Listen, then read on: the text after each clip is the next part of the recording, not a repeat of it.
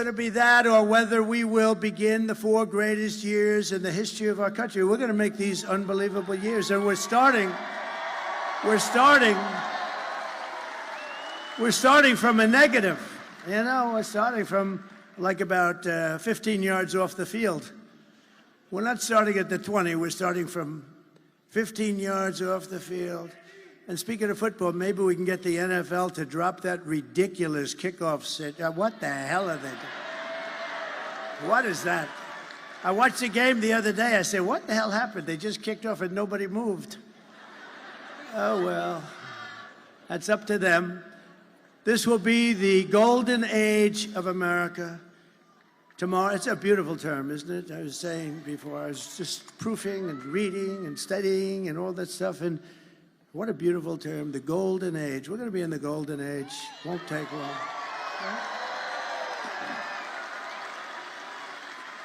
So tomorrow you have to stand up and tell Kamala that you've had enough. You're not going to take it anymore.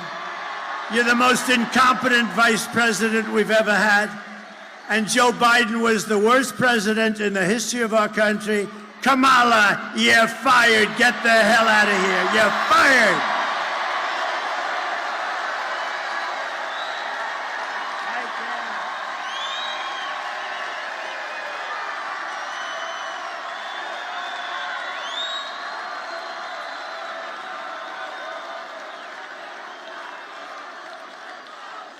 This is a hell of a nice place. Thank you.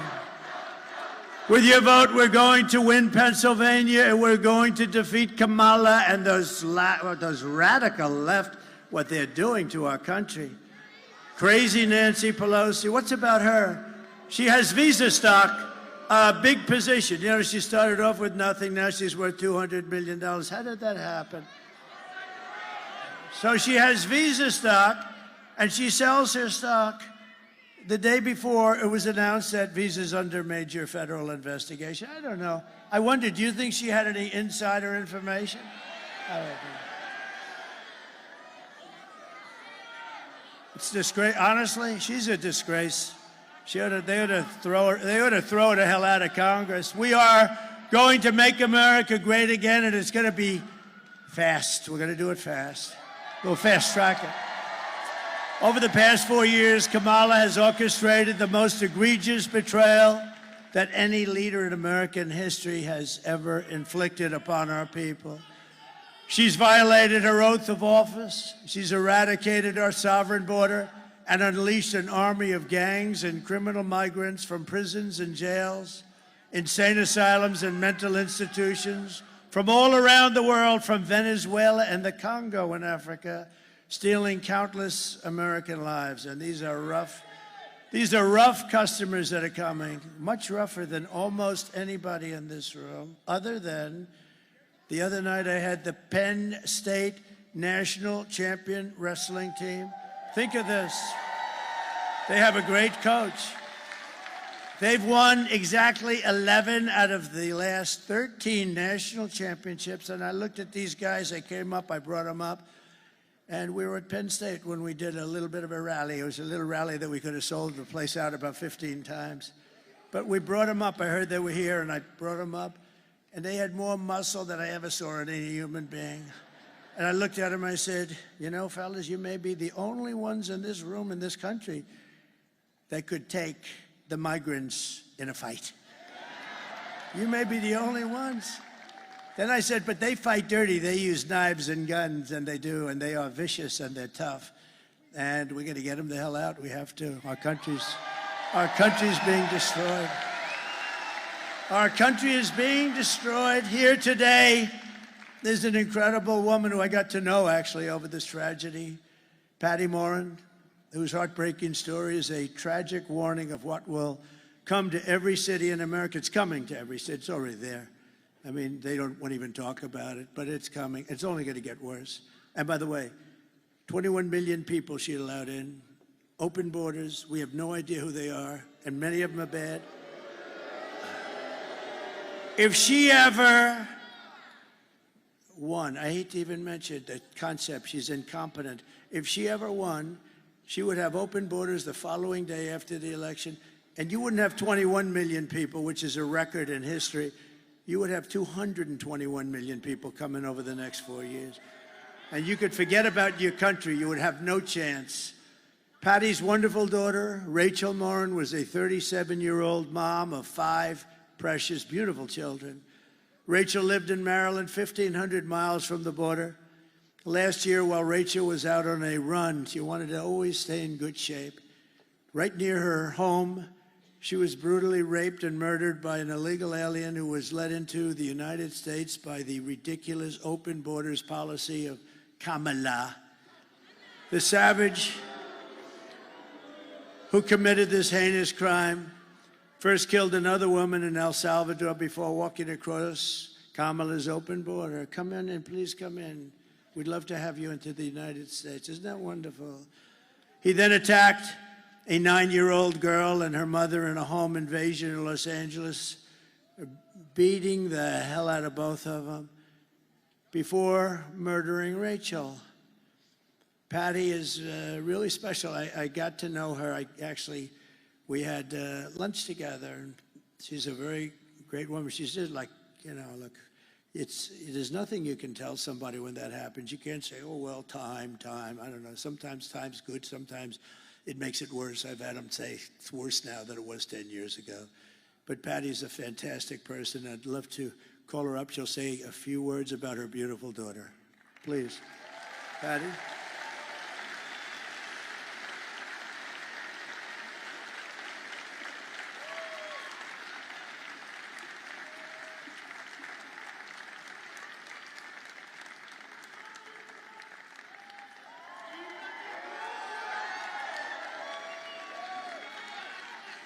Thank you.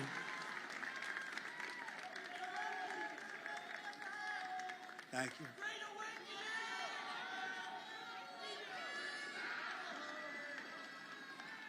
Nice, be careful.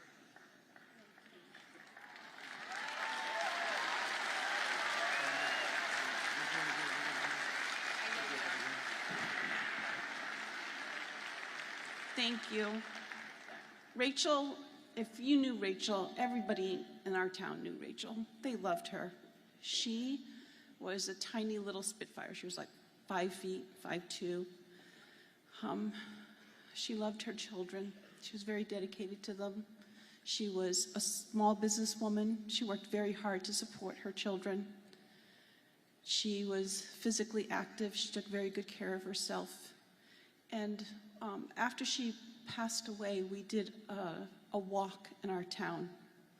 And we had over 2,000 people come out to the walk. And of the people that came out to the walk, they said to me, I didn't know her personally, but we bought coffee at the same place. And she always said hi, and she always had a smile. I had on the walk people that had immigrated into this country. And one of them that really touched my heart was a tiny little Cuban lady. She had left her country and had come here for safety reasons. She had just had 2 knee replacements, and her daughter knew my daughter, but her daughter had to work that day. So this lady with the 2 little knee replacements walked the trail for her daughter because her daughter was so impressed and so moved by Rachel. And this woman, at the end of the walk, wanted to take a picture with me and offered me $1, because that's what she had in her pocket, to help towards expenses for my daughter. I told her to take the money and take her daughter out to lunch and give her a hug. But family is the most important thing that we have.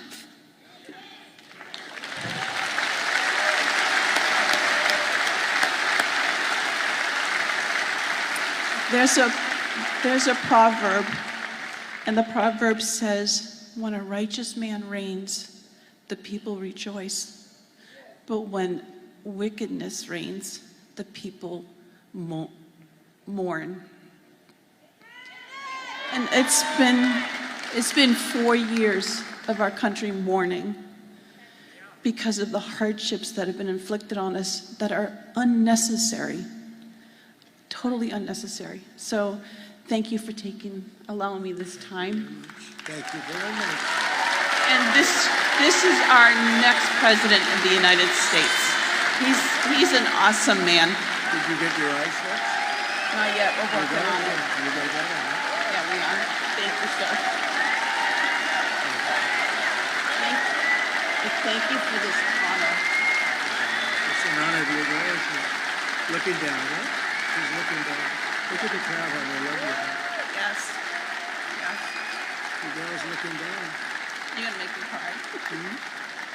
You're gonna make me cry. Thank you. Come on, let me walk you out.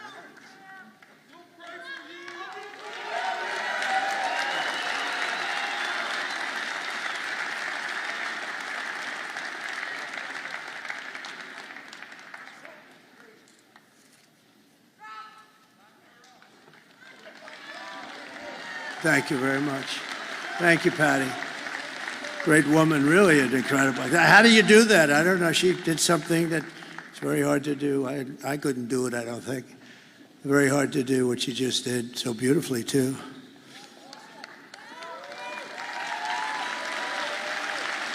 And last night we had a woman from Puerto Rico, Carmen, lost her daughter, Mimi. It's the same kind of thing. A migrant came in from a country, just brutal. They're just killers. I mean, they don't care. Her daughter was also beautiful. And Rachel was beautiful. But it was a similar thing, killed. And the woman got up, killed 5 days ago. And the woman got up and she just spoke. And both of them, the job is to do that. I don't know how you do it, but they are incredible. They're incredible people. We have incredible people in this country, I tell you. And we can't let savages come in from other countries and take them out. We can't let these animals come in for other countries. They come in and they take them out, and then they're protected by the radical left. It's a terrible thing that's happening, and it's levels. When I was in this debate with the three people, 2.5, I figured, the 2 anchors and a half a candidate. And David Muir, when I said about, no, crime's way up. No, it's not, it's down. I said, am I debating you? And the next day, somebody at Justice Department actually likes me. They released the numbers. It was up 45%. Crime was up, way up right now. And you have a new crime that you can add. It's called migrant crime. And it's as vicious as there's ever been. It's a level of viciousness. And I put up tapes, but you know, the problem is the fake news never puts the tapes on. A friend of mine calls me. And he says, I watch all your rallies. They're the greatest rallies. But you know, when you put those tapes up, the cameras, look at all those cameras over there. They don't have one camera that goes, and all it has to do is go an inch here, an inch here, and you have it. They don't put them on television because they don't want to see the horror show of those tapes. So I don't even bother with them anymore because it's ridiculous. Isn't it ridiculous? And you know, it would be actually better for the networks, better. I mean, you're showing things of great interest, and they're horrible to watch. They're horrible to watch. But I don't put them up anymore pretty much because they won't put them on. They won't move the camera an inch and an inch. Isn't that terrible? You know why? Because it's fake news. The day I take the oath of office, the migrant invasion ends and the restoration of our country begins. The United States is now an occupied country, but it will soon be an occupied country no longer. It's not going to be occupied long. If you had the tapes, you'd see where they take over apartment complexes in Aurora, Colorado. I hope Colorado votes. You know, Colorado, the governor, is a weak, ineffective guy. He's a radical left lunatic, and he's petrified of the people. It's a gang from Venezuela, very nasty, along with MS-13. They're probably the 2 worst gangs. They're vicious. He doesn't know what to do. All talk, you know, they're all talk. And yet when I was the leading candidate and we're going through the country like easily, routinely, he decided that he's going to try and take me off the ballot.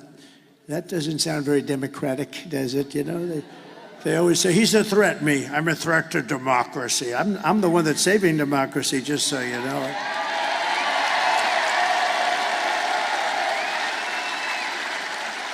And this weak, ineffective governor got his attorney general to push it, and they tried to take me off the ballot. It went through a whole court system, and the Supreme Court of the United States, and it was very important that they did this. They voted 9-0, including the 3 justices that sometimes would maybe not vote for something like this. I have respect for them. They voted 9-0. You can't do that. You just can't do that. You have to take them out with the ballots. So that was great. That's it. And the people of Colorado at the time, see, time flies and now people forget about it, but at the time they did polls and they were doing, Trump was going to win Colorado, not traditionally a swing state, but they were furious. And the Democrats were actually more angry than the Republicans. It's pretty amazing. November 5th, 2024 will be Liberation Day in America. And on day 1, I will launch the largest deportation program of criminals in American history. We're going to get them out. We have to. Dwight Eisenhower has the record. He was a very moderate kind of a guy. He was a good general. He's a good president, too, better than a lot of people think. He built the interstate system, did a good job, but he hated the concept of people pouring into our country, and he has the record, but we're going to unfortunately beat the record. It's not something I want to do. But this is not sustainable by any country. They're taking over your towns, your schools, your hospitals. Springfield, Ohio, 52,000 people in the town. They dropped 30,000 migrants into the town. And now they can't use their hospitals. They can't use their school systems. I will rescue every city and town that has been invaded and conquered. Can you imagine? I'm up here making a speech, talking about towns and cities and big cities. Look, I see New York, I see what happened. And the mayor made some nasty statements about it. You know, the mayor, Mayor Adams, he made statements about this is not sustainable. We can't, I mean, you have to help us with this. Hundreds of thousands of people are piling into New York. You have to help us. And I said to my people, he'll be indicted shortly. They indicted him. One of the indictments is he was upgraded in an airliner. Everyone gets upgraded. Anybody who's gotten upgraded, please raise your hand. You will be indicted. No, think of this. I've been upgraded. I used to fly that way. They used to upgrade me all the time. That would mean I have a potential additional investigation because I've been investigated more than Alphonse Capone. Think about it. He killed people at will.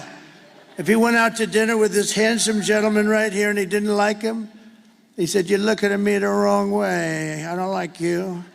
He had no chance of making it out of the dining room. And I got investigated. Think of it. I got investigated more, and I did nothing wrong. And I have to say the Republican Party really stuck up for me. They said, this is ridiculous. Unanimously.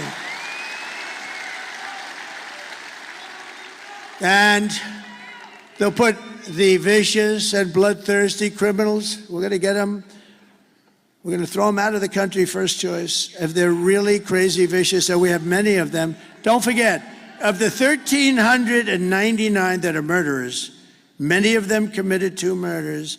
Of these people, I don't know, I'd almost rather keep them in jail, because, you know, if they come back, now we're going to have something about them coming back. It's serious, and we'll tell you about it. But we're going to either put them in jail or we're going to get them, and for the most part, we want to just get them the hell out of our country, right? Now they're emptying their jails and mental institutions to expedite removals of the removal of Trende Aragua and other violent gangs like MS-13, all savage gangs, tough gangs. They're tough, they're nasty. That's why I want to be with those Penn State guys. I feel very good. I will invoke the Alien Enemies Act of 1798. You know, 1798, that's when they ran the country a little tougher than we run it today. Today, you get a little slap in the wrist when you kill somebody. You kill somebody. Oh. Now, if you fight for a fair and free election, then they throw the book at you, right? Then they throw out a book because they don't like it because you're getting too close. And you know, those numbers that are coming in today, nobody's ever seen numbers like this. It's a great tribute. It's a great tribute. So we're going to invoke the Alien Enemies Act of 1798 to target and dismantle every migrant criminal network operating on American soil. And if they come back into our country, it's an automatic 10 years in jail with no possibility of parole. And I'm hereby calling for the death penalty for any migrant that kills an American citizen or a law enforcement officer.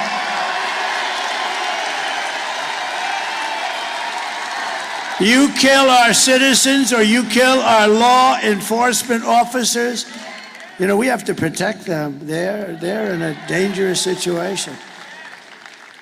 And we have very few. It's very hard to get them now. It's because we don't protect them. We don't stick up for them. We don't fight. I mean, we end up taking away their pensions. We end up taking away their house. They end up losing their families. We're going to fight for our law enforcement officers. And being a policeman used to be one of the most sought-after jobs in the country. Today, it's not. I visited a wonderful young family in Long Island. The door opens to a car and bullets start firing out. He's not allowed to do anything. He can't, you know, just horrible. It's very dangerous. And we're going to have it so they're going to want to be cops again. We want to be policemen. My father always said, don't ever use the word cops. That's not respectful. It's a little different than it is nowadays. Can you imagine? Because my father had respect. Our family had always great respect for policemen. I'll never forget, I said to my father, Dad, the cops around here do a good job. Don't ever use the word cops. They're policemen. At that time, it was mostly policemen. Now it's policemen and policewomen. It's good. But that's a different, there's a whole different thing. We're going to bring it back to exactly like my father felt about him. He had total respect for them, and they did a great job. And you couldn't even get on the force. The standards were so high. Everybody wanted to be a policeman, or then, as it kicked in, a policewoman. And they're doing a great job. And I will immediately ban all sanctuary cities in the United States of America. We will secure our borders, and we will also rescue our economy, because our economy is in a mess. And I've seen it for a long time. I'm very good at that stuff. I'm very good at that stuff. I've been talking about it for a long time. Scott Bessent, one of the smartest people on Wall Street, has been talking about it. In fact, he said the only reason the stock market's up is because everyone thinks Trump is going to become president this very year. Maybe the top guy on Wall Street. 4 years of Kamala have delivered nothing but economic hell for American workers. You know that. Her inflation disaster has made life unaffordable and cost families over $30,000 in higher prices. It's the cost. People tell me all the time, I actually talk to a lot of people. It's hard to believe. If I'm in a group, I say, come here, what do you like the best? Well, my groceries are. They're always talking about groceries and the cost of cars, the cost of everything. The cost of anything, it's all inflation that they created. They created it so stupidly with screwing around with my energy policies. I had oil at $1, I thought it was 87. I was corrected by the government. It was $1.84 a gallon. Think of this. And today you're at $4 and $5 and actually going up. It's going to go up a lot. By the way, the day after the election, if something bad happens, you'll see oil at 10, 12, 15, because these crazy people are trying to force electric cars down your throat. And we like electric cars, but they're not for everybody. And by the way, Elon Musk is incredible, what he's done. What he's done. Do you know where he is right now? He's in Pennsylvania fighting for the election. He's campaigning, Elon. That 22-story rocket ship last week, did you see that? It's coming down. I say, oh, no, it's going to crash. Look at the gantry. It's coming too sharp. Stop it, stop it. I didn't know it was him. I figured it was him because he's so far advanced. You know? Who else could do this kind of stuff? Anyway, this thing's coming down. It's wrong angle. And then all of a sudden, You know, it really looked like it had, the whole deal was going to collapse, the gantry. That's the thing that holds it up. So it's coming down. Then all of a sudden, wow, you know, massive flames of fire and jets and everything comes pouring in from the left and pushes it over. And then it drops gently down. And then those two big arms come out like you're hugging your baby. Just grab that thing and put it gently down. Put it gently down in the pad. And it was a beautiful thing to see. See, now in the old days, I would have said hugging something else, and I would have thought that was so smart to say. And then the fake news would be writing stories about it for 2 weeks. So we don't give them those opportunities quite as much, but it was more fun, but we don't give them those opportunities. Just days ago, we had but you know, Elon, really, we have to be thankful. He gave for the horrible hurricane that did such a big number on numerous states, but North Carolina got hit badly. I mean, they were really hit. And I was there. I was very early there, actually, and then came back, and I met with a very good person, one of the head people in North Carolina. He said, "Sir, you know Elon Musk, don't you?" "Yeah." He gave me the nicest endorsement. He said, "If you don't win, if Trump doesn't win, this whole country is going to be no good. It's going to be no good." And it won't, because their policies, these radical left policies, will be Venezuela on steroids. That's what's going to happen to us. And I said that years ago, if that ever happened. And we can't let we got to get these people the hell out of office because they're bad.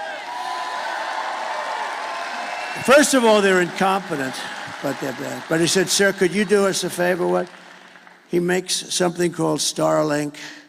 I said, "What's Starlink? Tell me what Starlink." It's a communication system, because all our wires are buried underwater. You had to see this.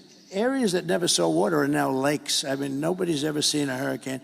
This was a real sort of a water-destructive hurricane. There's never been anything like it in terms of the amount of water put in. It literally, areas that were almost like they never saw much rainfall or anything. They're now these giant lakes. And the destruction and the death. A lot of people died, and you know, people don't know that, but a lot of people died. There are people still missing.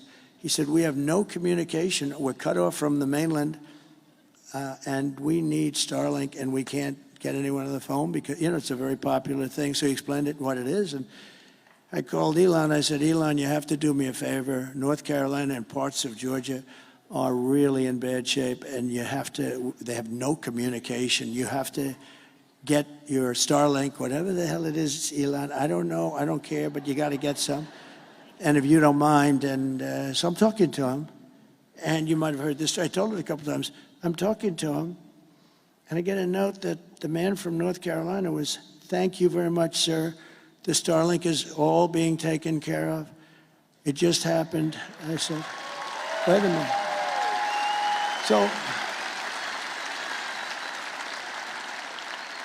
So I said, "Elon, did you approve that?" "Yeah." "How the hell did you approve it? You're talking to me on the phone." He said, "Well, I'm able to do two things at one time." And they got so much Starlink, and I said, "How is it?" He said, a week later, I said to the guy, "How is it?"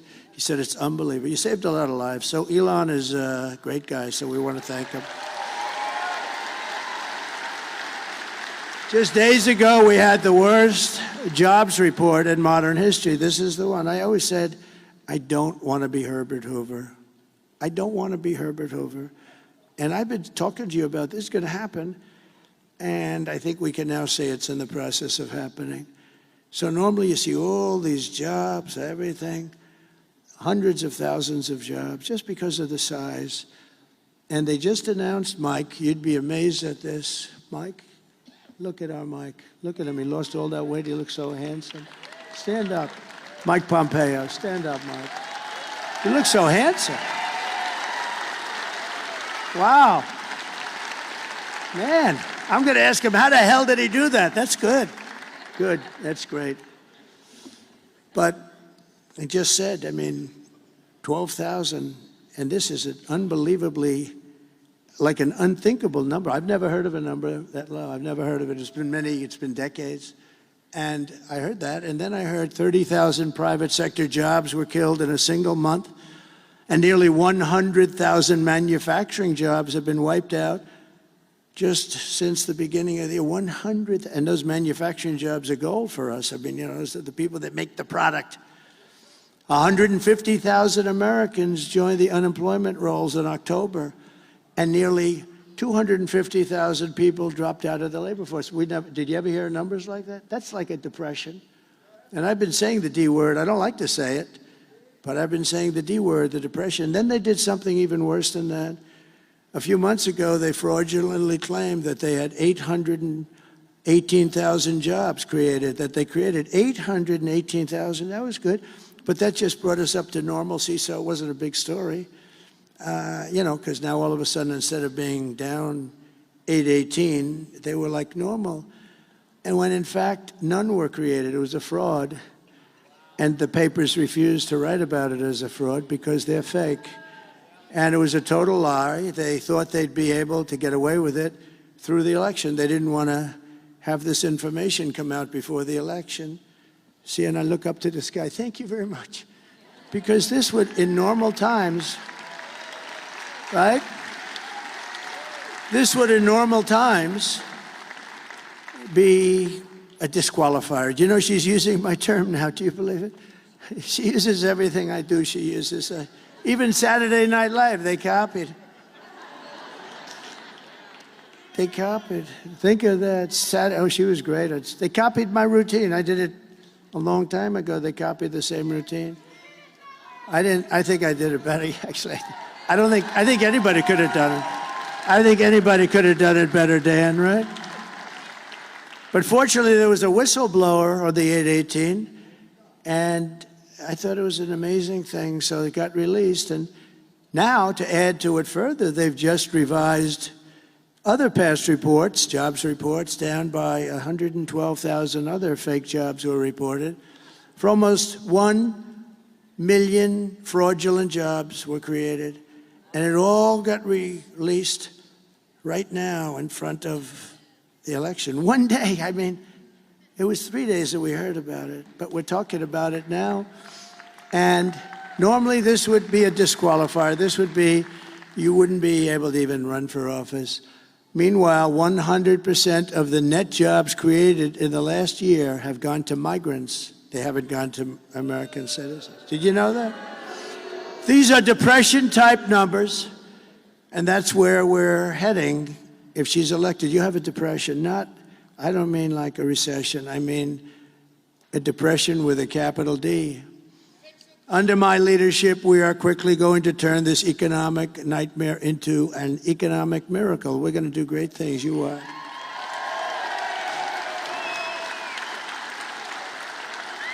We're going to make America wealthy again, and we're going to make America affordable. We have to get the prices down.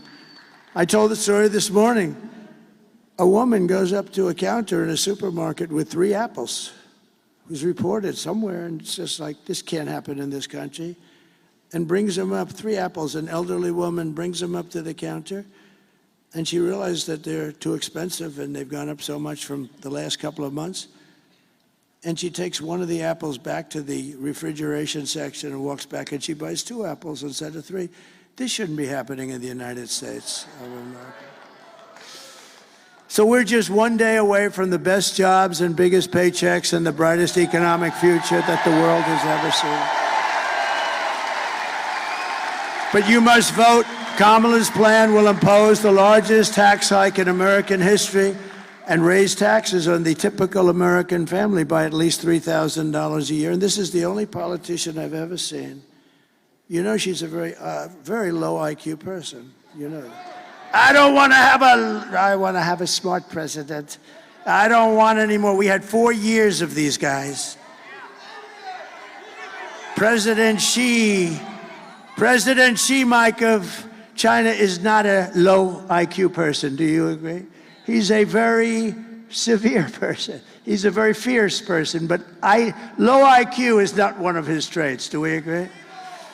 No, but these guys, these leaders at the top of their game, and we don't have that. We have people that 30 years ago, Biden wasn't any good. He had the worst policy. If you would have taken Biden's policy reviews over a 40-year period and reversed them, you would have gone down as the single greatest policy expert, foreign policy expert. My plan will massively cut taxes for workers and small businesses, and we will have no tax on tips, no tax on overtime, and no tax on Social Security benefits for our seniors. Kamala will crush Pennsylvania energy workers, and she's going to ban fracking. By the way, don't let this happen. Her whole life, she's against anything coming out of the ground. She likes the wind, the wind. It kills all your birds. That doesn't work. That's the most expensive energy in the entire world. And then after 10 years, when it rusts out, they don't look too good. So she wants to ban fracking, and she's going to ban, that's 500,000 Pennsylvania jobs. There's no way that you can vote for that. That's your biggest industry. You got a lot of stuff under there. It's going to come out, and it's clean and nice and good. And you're doing great things for the country because the country uses it. I will end Kamala's war on energy, and we will frack, frack, frack, and drill, baby, drill.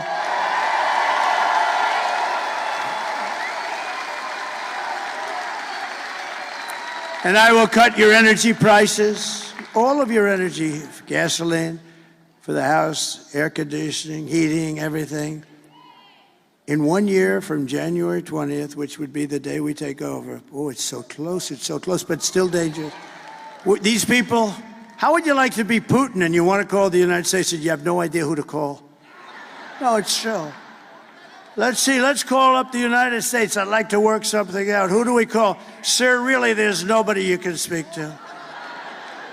I just thought of that the last couple of days. They want to make a deal, Mike, and they have nobody to speak to. Maybe they'll speak to the guy right alongside of you. You got a great Senate. By the way, you have a great Senate candidate. I hope you're gonna go for it, David. He's great. I hope you're gonna go. He's working hard. It's hard beating those guys that are in there for 25 years and do nothing. See, when you do nothing, you're a survivor. You can never get yourself into problems. He does nothing for you. He doesn't fight for your fracking. He wouldn't care. He wouldn't even say to her, no, we can't do that. That's going to have a terrible impact on Pennsylvania and the country. He would never say that. He's a survivor. His father was in for 25 years. He's in for whatever the hell he's in for, 25-something. And they are tough to beat, I have to tell you, because he's just a survivor. That's the only thing he's good at. You need more than a survivor. You need this guy. This man is good, David McCormick. And he's working hard.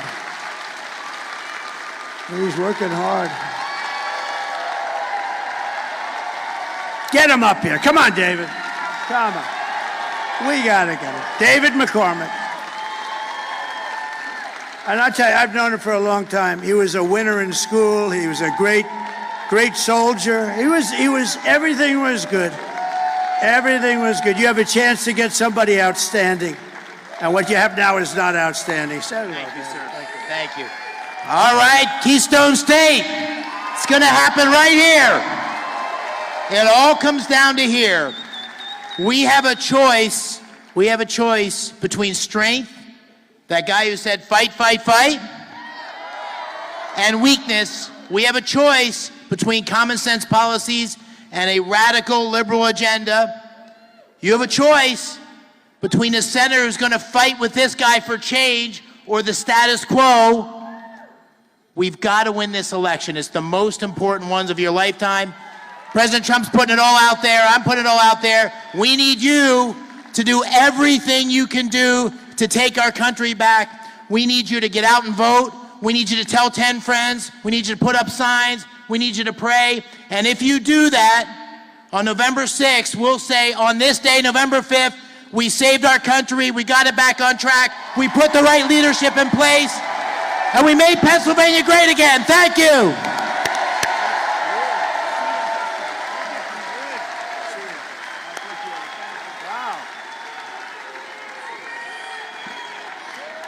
Wow.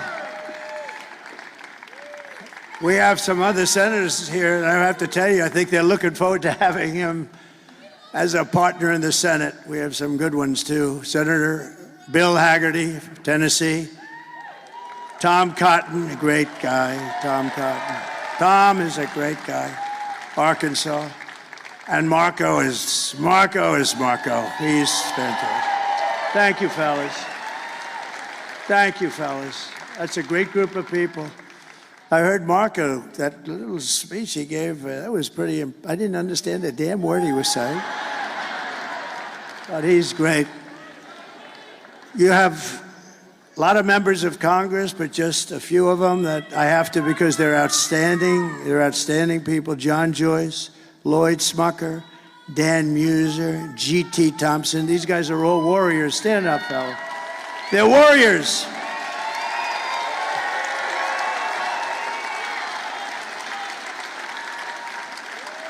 They are warriors. And Arkansas Governor Sarah Huckabee Sanders, she's doing a fantastic job.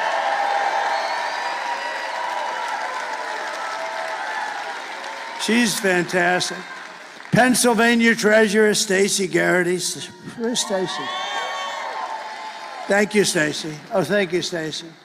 Good job. Former Secretary of State Mike Pompeo, great guy. Great guy. RNC Chairman Michael Watley, he's doing good. He's doing good. I told him, do me a favor. You've heard this speech before. Stay back. Just work on the votes. We've heard this speech before. You have a man from Europe. I don't know if he's here. I saw him backstage. What he did was, and what he is doing is sort of what we did a few years ago. He's doing a great job. He's always been my friend for some reason. He liked me. I liked him. And he's shaking it up pretty good over there. He was the big winner of the last election in the UK, and he's a very spectacular man, very highly respected, Nigel Farage.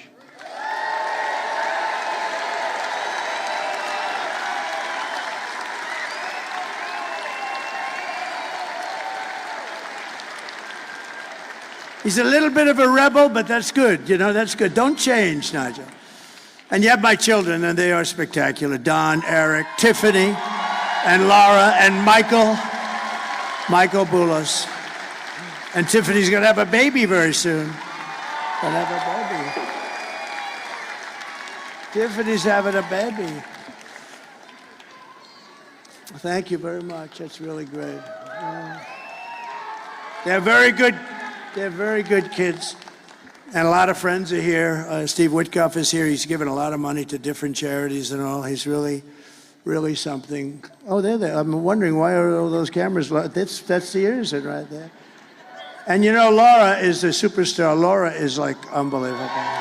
Laura has been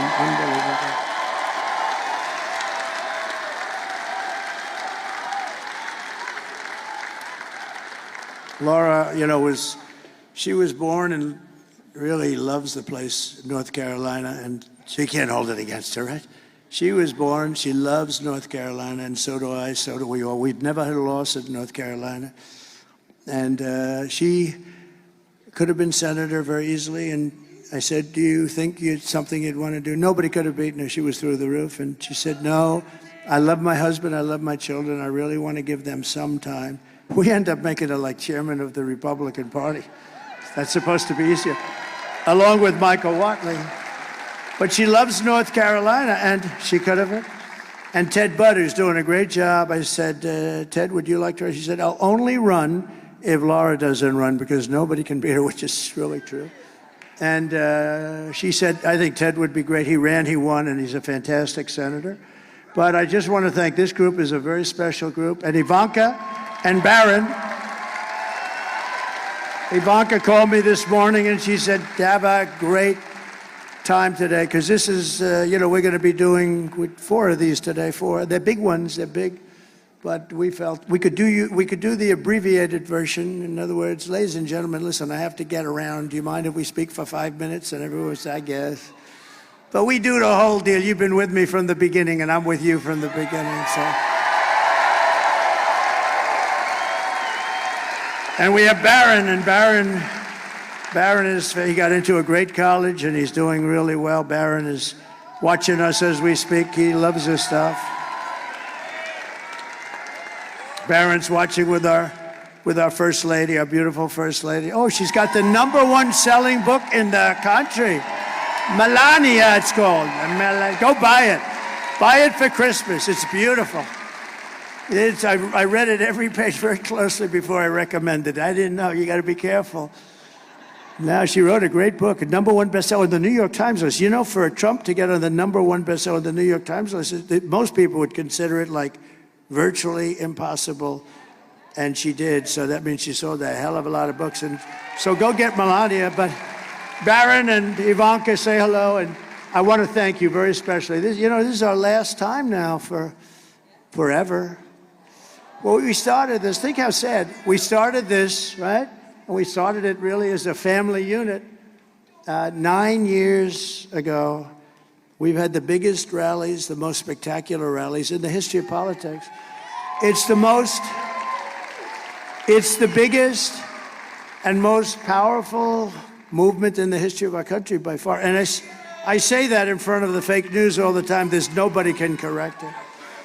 And I tell the story of Pat Buchanan. I like Pat Buchanan. Now he's a pretty old guy. I hope he's around. I think he is, but he's a pretty old guy. But he became very famous and very successful, and he was on all the shows for years, for 40 years, because he came in second in the New Hampshire primary. And he took that. We won 50 states, and then we won the presidency. And we did even better the second time than we did the first time, as you know. We had more votes than any sitting president in the history of our country. Yeah, things happen. And I said, you know what? We did so well. Let me see how they're doing. And they were doing horribly, because I didn't need to do this. And they were doing horribly. And I said to the family, I said to Melania, Barron, and I said to Ivanka, I said to everybody, I said, I think we got to do it again. We had, think of it, if I would have done badly in 2020, I wouldn't do it. It would have been easier, but we all know how well we did. And I said, we got to do it again, only because I looked at the incompetence, Afghanistan, all these things that were happening. You take a look at it, you take a look at how bad. Nothing good was happening. We were disrespected all over the world. Other countries laugh at us right now, and now they're laughing harder than they've ever laughed before. And we're not going to let anybody laugh at us. It's not going to happen. So I said, let's do it. Let's give it a shot. And now the people, and it was, quite contentious, because you had some people, but now those people are real friends of ours again. And we have a party that's very well united. And most importantly, we're going to show up and vote tomorrow. And if you do, you're going to win. The ball's in our court. As they say in athletics, the ball is in our court. All we have to do is get out and vote, and we walk away with the greatest political event in history. But much more important, it's going to be the event that saves our country. Okay? So, thank you. Thank you, everybody. Thank you. Thank you. They're really good kids. They're really good. That's not to say that I didn't have little difficulty with them on occasion, especially Don, but no, I'm only kidding. No, good speeches, good job. Thank you, kids. I'll see you later. Good. Thank you very much. And your father, thank you. Thank you. I didn't know what was happening. I saw all these cameras turned. I say, why are those cameras being turned away from me? What's going on? But in a way, they've become stars. They're just great. They're great people. And they do it because they love the country. They love it. Thank you very much, all. Thank you.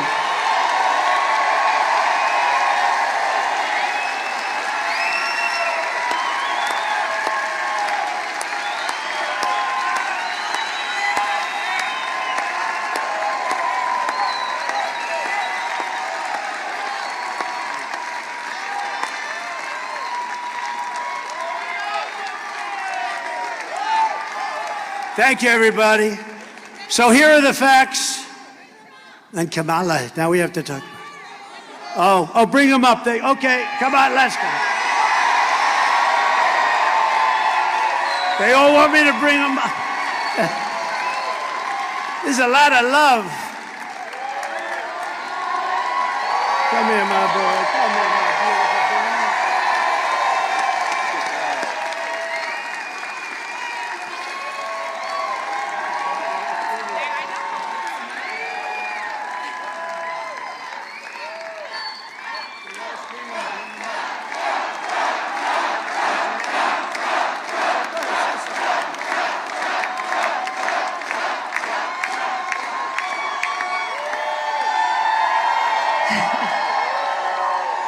We are 24 hours away from sending the greatest president this country's ever seen back to the White House. And I just want to say how much love we truly feel from everyone in Pennsylvania, but truly across the country. You guys are our family. We love you. God bless you. We are here fighting by your side, not just now, but forever, because we are so blessed to live in the greatest country on earth, the United States of America. We love you guys. Thank you.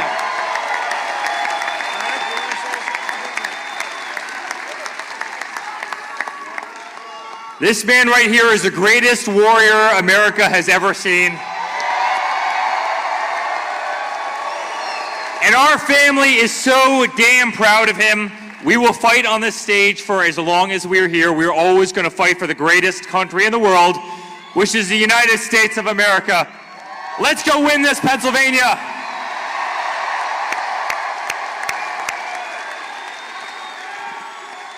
Guys, for us, this has been an honor of a lifetime. You guys are the best, but now it's up to you. We can't do it by ourselves. It was always about all of us. It was about one country. It was about taking back our freedom, our rights from those who are trying to take away from us. So tomorrow, bring your friends, stay in line. Let's vote, vote, vote. Let's take back our country. Thank you, Pennsylvania, and thank you, America. God bless all of you. Hello. Well, we love you, we support you, and my father's here fighting for you, and he's never going to let you down. So please vote. Let's get this country back on track. Thank you so much.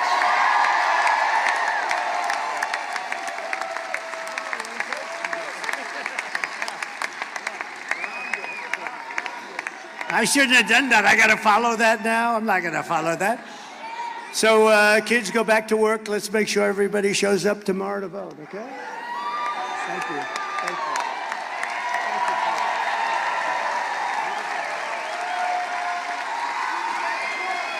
you. Beautiful job.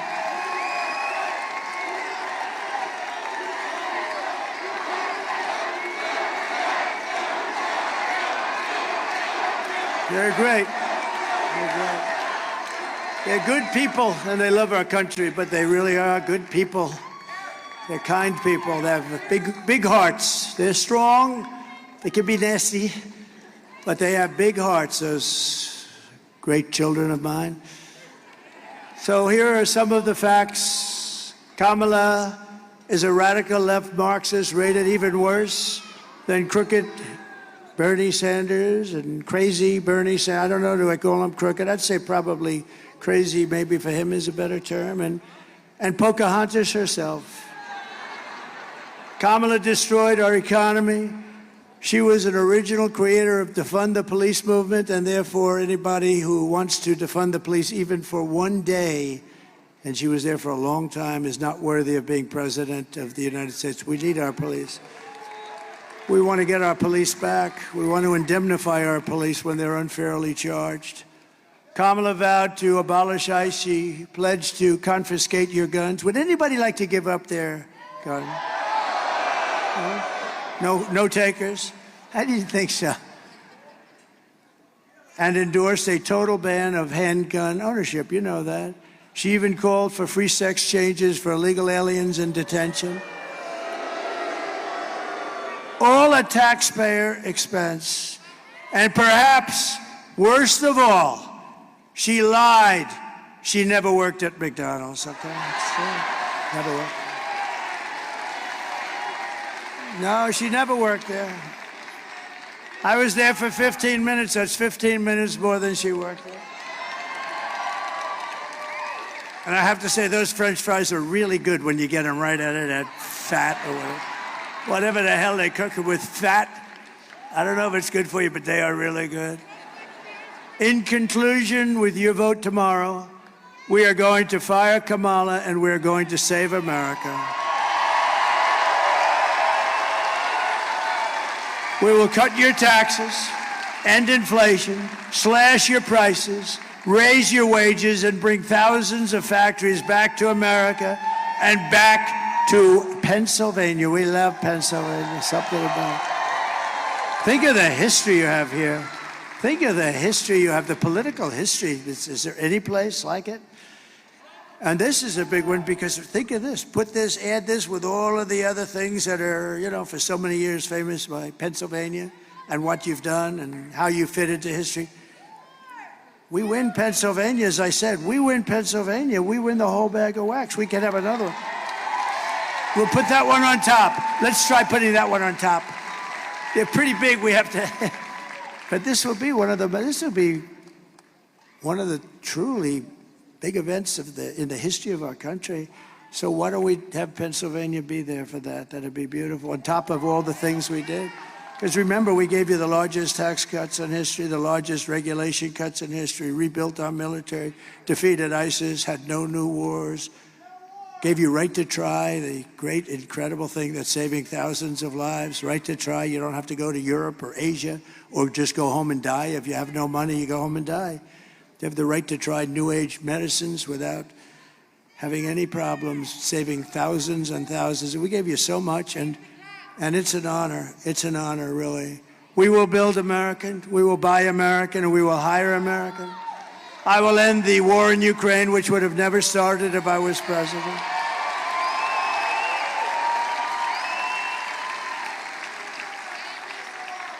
And I will stop the chaos in the Middle East. There's another thing, Israel, October 7th. October 7th would have never happened. All of those people that were hostages, hopefully are still, because I hope they're of hostage. I just hope they haven't been killed, but I think a lot of them are killed. I think a lot of them have been killed, but we can hope. But that would have never happened. That would have never, ever happened because Iran was broke. They had no money for Hamas. They had no money for Hezbollah. We would have had peace in the Middle East. You would have had peace. Instead, you have all of the death that's taking place. It's terrible. And I will prevent World War III because you're just around the corner from World War III, and this will be a war like no other. This will be a nuclear war. And this will not be two army tanks going back and forth and shooting at each other. This will be a war. The level of power of these weapons is, you know, I rebuilt our nuclear force. I rebuilt our whole military during the 40 years. We did a phenomenal job in that, but in many ways I hated to do it. In many ways I hated to do it with respect to the nuclear. Because they're going over the power levels of various things that we're rebuilding, and I say, General, are you sure about that? The power is just crazy. It's obliteration. And we have people that don't have a clue, and they're negotiating. Look, Ukraine should have never started none of these things. How about when you look at Afghanistan? That would have never happened. We were going to get out of there with strength and dignity, and we were going to be, was going to be a victory. It was enough. They were in there for 21 years or something. But the one thing I would have done is I would have kept Bagram, the big air base, one of the biggest bases in the world. We built it many years ago for billions of dollars. The most powerful, longest runways. They can handle anything in the world. 1 hour away from China. Remember, that wasn't really for Afghanistan. That was, you're 1 hour away from where China makes its nuclear weapons. And you know who has it now? China. These are stupid people. They took the military out first. They took the military. They said, oh, we had a plan. We had a plan. Mike Pompeo made the plan with me. We had a plan subject to all these different things that they had to do. They weren't doing them. They were doing some, but they said, great, we're not going forward until they do the other. We were going to be fine. But the one thing that wouldn't have happened, we would have never taken the military. You take the military out last, and we lost 13 lives, and many people obliterated, and hundreds of people were killed on both sides. We will crush violent crime and give our police the support, protection, resources, and respect they so dearly deserve. We will strengthen and modernize our military. We will build a massive defense shield all around our country so a missile heads in our direction and we knock the hell out of it. We can have it. And Ronald Reagan wanted to do that many years ago, and he was right, except we didn't have the technology then. It would have been not good, but we didn't have today. You can shoot a pin out of the sky. It's incredible, actually, what they've been able to do. But it's all going to be made in the USA, and a lot of it is going to be made in the great Commonwealth of Pennsylvania. We will rebuild our cities, including our capital in Washington, D.C. We'll get rid of all the graffiti on those beautiful marble columns, and we'll clean it. And it'll be properly run, and we'll stop the death and shootings and muggings and everything. We'll make it a great capital, beautiful capital again. And we'll also make sure that our Supreme Court stays to 9 justices.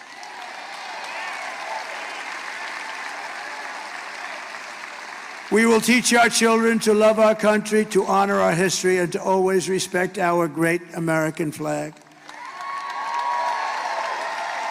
And we will get critical race theory and transgender insanity the hell out of our school.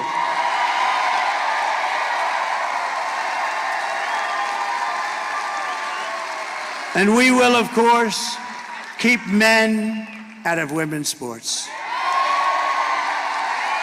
Every time I say those last two things, and I may add the open borders, can you imagine they're trying to defend open borders? Open borders, who would do that?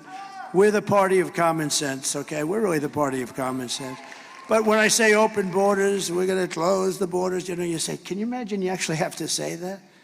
What the hell? I mean, who the hell wants open borders where criminals from all over the world can just walk into our country? These are crazy people, or they hate our country, or they think they're going to get these people to sign up and vote. I guess maybe that's it. But it's not defensible. But think of the last two. The transgender insanity. It's taken over. And you know, nobody's ever come up to me and said, I'd like to talk to you about that. I've never had it. They've talked about taxes. They talked about economic development. They talk about the last one, men playing in women's sports. Nobody's ever come up. With all the people, I deal with hundreds of people. I deal with people, I go into crowds, I ask them because I get better opinions from you than these crazy consultants I have for a fortune.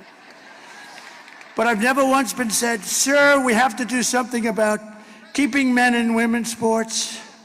I've never had the question. I don't know, it's such a big subject. Nobody's ever asked me the question before. Can you imagine, go back 10 years and say that a president from 10 years from now is going to be up there defending the fact that men should not play in women's sports? People would say, you're crazy, that'll never happen. Did you see the 2 boxes? Did you see the 2 boxes? They were men, they transitioned into womanhood. And they fought a very good Italian. They have women's boxing in the Olympics. And they fought a very good Italian young lady. And boom, she got hit with just a left jab. She went back to her corner, said, I've never been hit like that. This was just like a defensive. Oh, they could fight Iron Mike, I'll tell you. Iron Mike would say, this is not a good thing. I know Iron Mike, and he's a great guy, Mike Tyson. He's a great guy. He's a good man. Hey, Mike's been through a lot, but he could fight. Let me tell you, that guy could fight. But can you imagine Mike? Oh, he says, put Mike in the ring with Kamala. That would be interesting.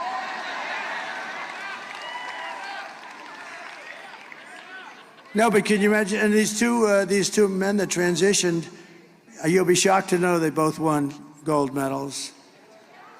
In some of the easiest fights, they're announcing a certain woman. She's a champion here, a champion there. She's great. She gets hit. Blah. That's the end of the champion stuff. It's so unfair. It's so ridiculous. And it's very demeaning to women. I think it's horrible. I will defend religious liberty. I will restore free speech. And I will defend the right to keep and bear arms, our Second Amendment. And I did. They didn't touch it. After years of building up foreign nations, defending foreign borders, and protecting foreign lands, we are finally going to build up our country. We're going to defend our borders, and we're going to protect our lands and citizens. And we will stop illegal immigration once and for all. We want people to come into our country, but they're going to come in legally. That's all. We will not be invaded. We will not be occupied. We will not be overrun. We are an occupied country. Can you believe the things I'm saying up here? We are an occupied country. Take a look at Colorado. Take a look. Take a look what's happening there. Military-style weapons. Aurora. They're taking over apartment complexes. They're in the real estate business just like me. but I have to go out and borrow money or somehow pay cash. They just walk in and they say, you're paying the rent to me from now on, madam, and if you don't pay, it's big trouble for you. And the governor has no idea what the hell's happened, that poor guy. He's a radical Democrat. We will not be conquered. We will be a free and proud nation once again. Can you imagine? I have to say this. Everyone will prosper. Every family will thrive, and every day will be filled with opportunity and hope and filled with the American dream. But for that to happen, we must defeat Kamala Harris and stop her radical left agenda with a landslide that is just too big to rig. We got to do it.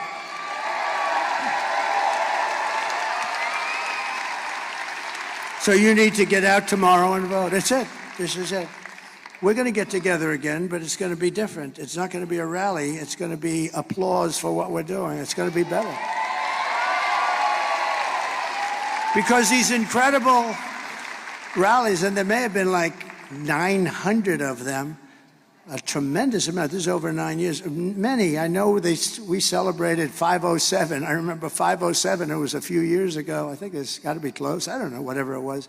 But it's hundreds and hundreds. And they've been flawless, right?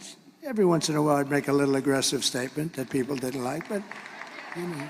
Don't forget, I'm rarely on the teleprompter. Isn't it nice to have a president that doesn't have to be on the teleprompter, right? Right, Dan? That guy, look at that guy. Stand up. That guy, he's such a good guy. You better bring him home because he has worked so hard in the election, Dan Muser. He's worked so hard. And you know what? Think of it. Think of it. If we lost, I'd call him up tomorrow. I'd go, I won't say it. Franklin Graham said, please don't use foul language. I said, all right, Franklin. He said, you can tell the story just as well without the foul language. Actually, he's not right about that. It's not quite the same. When you don't every once in a while, not a real bad word, but you know, like a word. But he did say that, so I do my best. But I'd call him up with anger and fierceness. I'd say, you failed me. As opposed to calling up and say, Dan, you did a great job. I love you, Dan.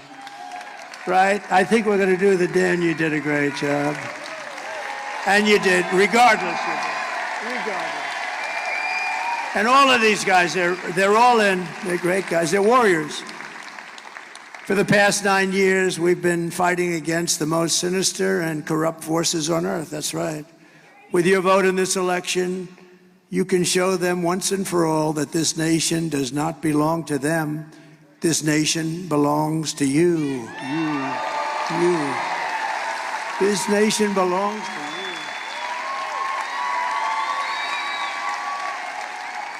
It was hardworking patriots like you who built this country. And tomorrow, 4 years we've all waited for this.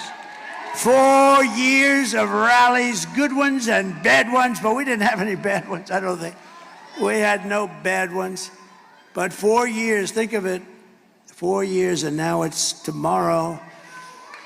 Tomorrow, it's hardworking patriots like you who are going to save our country. All of this was to really, all of these hundreds and hundreds of rallies were to put us in position to do something great for our country. This is, in a way, the harder part. Honestly, beating all these people and fighting all of these people, going through the lies and the vicious statements about you and your family and everything. But all of that was worth it. It puts us in position to now be able to do the job. And we're going to do a great job for everybody, for 100% of the people. We're going to do it for Democrats, for liberals or progressives if they prefer, which they do prefer. But we're going to do it for independents, and we're going to do it for everybody. We're going to do it for everybody. And you're going to be so proud of your vote. I really want you to look back and your family to look back. My dad, my mom voted for Trump. It was the best thing that they ever did. That's what we want. Otherwise, we've made a mistake. And we felt the love. We would have never done this if we didn't do so well the second time. We did better the second time than we did the first time, if you think. After all we've been through together, we stand on the verge of the 4 greatest years in American history. We really something. With your help, we will restore America's promise, and we will take back the nation that we all love so much. We are one people, one family, and one glorious nation under God. We will never give in, we will never give up, we will never back down, and we will never, ever surrender. Together we will fight, fight, fight, and win, win, win. November 5th will be the most important day in the history of our country. We're going to turn it around. We're going to turn it around very fast. You're going to be very proud. And together we will make America powerful again. We will make America wealthy again. We will make America healthy again. We will make America strong again. We will make America proud again. We will make America safe again. And we will make America great again. Thank you, everybody. Thank you. Thank you, Pennsylvania. We'll be back. God bless you all. God bless you all. Thank you. Thank you. Thank you very much, everybody.